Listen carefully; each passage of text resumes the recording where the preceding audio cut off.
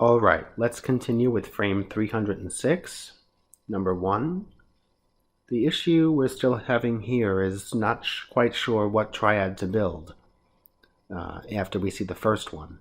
And it's just a matter of looking at that bass note, whatever that bass note is. So if that's an A, this is root position. So we're looking at A, C, E.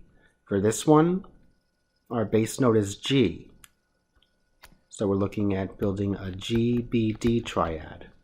And the last one is like the first one where we build an A, C, E triad. Once you figure out your triads, then you can make sure the root is doubled and you have the third and the fifth and follow all part writing rules.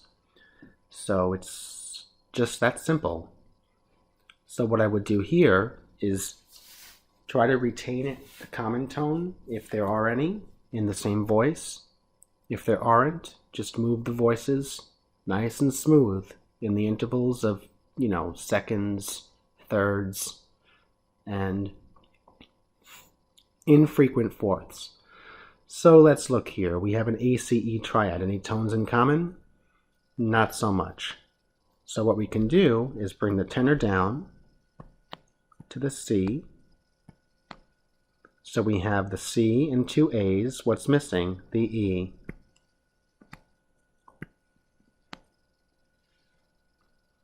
Okay, for the second one, we have a common tone, and that's the G. So what I will do is put the G doubling the bass. So our root is now doubled. There's our third in the soprano. So I just need the fifth, which is the D.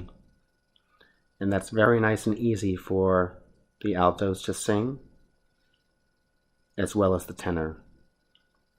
In number 3, we're going to retain the common tone E in the alto voice. We have one root, one third, one fifth, so we need to double the root, and the tenors can go up a step. They'll like that. So that's frame 306. Let's move on to frame 307. It's really important that you remember to retain the common tone in the same voice. Okay, so let's look at number 1 of frame 307. Find the root of the triad. In this case, DFA. Find the root of the triad, in this case, CEG. Find the root of the triad, BDF. Look at your figured bass right here. Slash through the 5 means we're going to have an F sharp, which explains why there's an F sharp right there that the sopranos are singing. We got that as a result of the figured bass /5. Let's go back to the first frame. Realize if we have any common tones from the first chord to the second chord. DFA. Our common tone is an A, which we can keep in the tenor voice. The root is doubled. There's the fifth. We need the third. And the altos can sing it. Okay, in the second one of frame 307, look for common tones. The G is common. I have two roots, the fifth. I'm going to need the third, and the tenor can sing it. Some of us, when we did this, we put the tenor voice, instead of there on a ledger line, we put the tenors down here. That's not allowed, considering the fact that if we did that, the tenor and alto would exceed an octave in length. So we'll go back to our ledger line.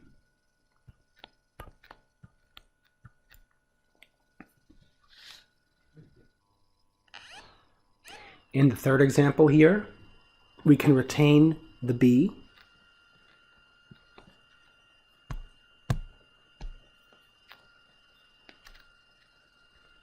in the tenor voice, and we've doubled the bass, which is good, or the root.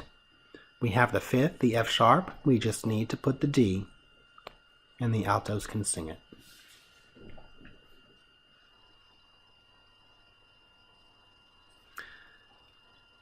Make sure that you do not have any voice crossings. Make sure that your upper voices do not exceed an octave in length. Look at your parallel motion. Make sure you do not have any perfect parallel unisons, parallel fifths, parallel octaves.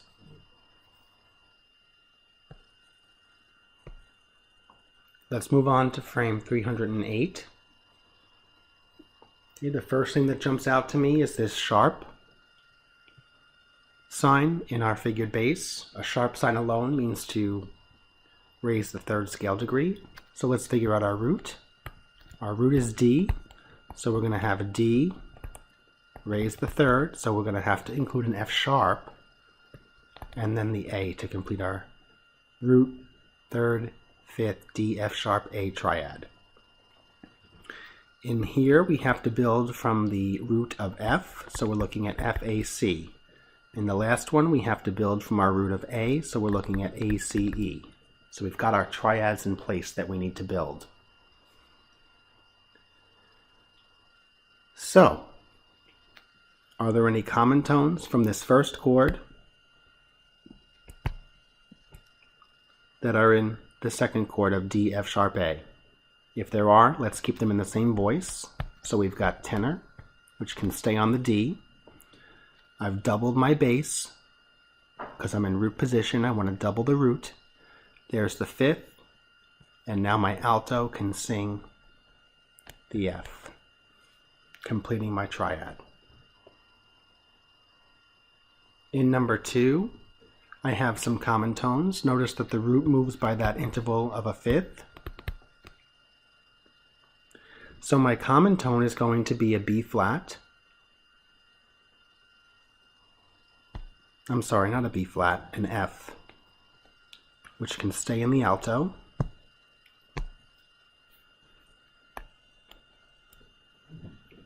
And it's doubled by the bass, which is good. There's my fifth in the soprano. For the C, my tenors can go down to the A, which is the third, to complete that triad. Moving over to number 3, retain common tones in the same voice. Look at this triad, E, G, B, and we need A, C, E, so E is going to be the common tone. Where shall we put it? How about where it already is in the alto voice? The soprano is doubling the bass. The altos are singing the fifth. I just need the tenors then to sing the C. And an interval of a perfect fourth for the tenors going from a G to a C is acceptable in order to complete the triad.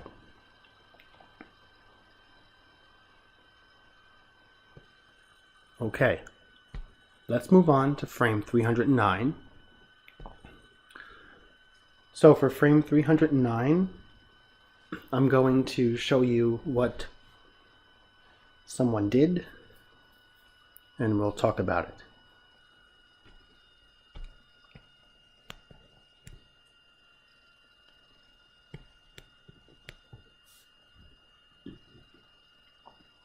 So the good news here with the first one is that we have the correct spelling of the triad, because we're looking for C, E, G. Okay, we'll also notice that the bass and the soprano are singing the C, so the root is doubled, so that's great. And we have 1/3 and 1/5. However, what is the voice writing principle that is forbidden that you see? Well, that would be the fact that the alto and tenor are more than an octave. And you cannot have more than an octave that separates adjacent voice parts. So this needs to be reworked. And how is that going to happen? This is an easy fix. If we just take the tenor voice and move it up 1 octave. So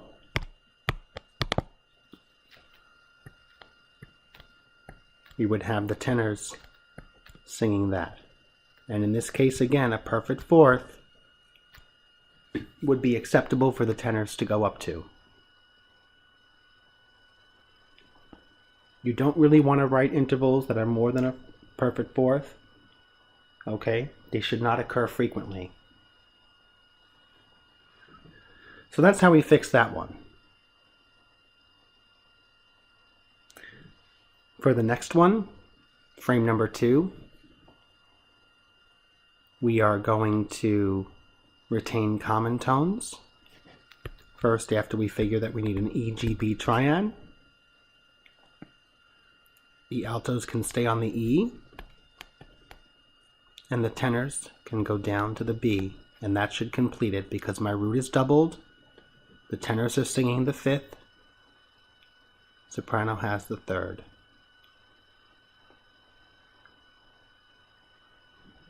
In the next example, notice the B flat. Notice that the soprano has a flat sign next to it too. You don't need a figured bass for that because, remember, in root position triads you need to double the root. So if the root in fact is B flat, then one of the other voices will need to sing B flat. So please don't forget to add the flat sign. We don't need to though because those are the given notes. What we need to do is fill in the 3rd and the 5th. And let's build our triad from B flat. We're looking at B flat, D, F. Common tone is the F. So let's keep it in the altos. Now we have used a B flat twice and an F once. The D is missing. And tenors can sing that perfect fourth, which would work. I hope you're finding these videos useful. We're going to explore more frames in the next one. Thanks for watching, AP.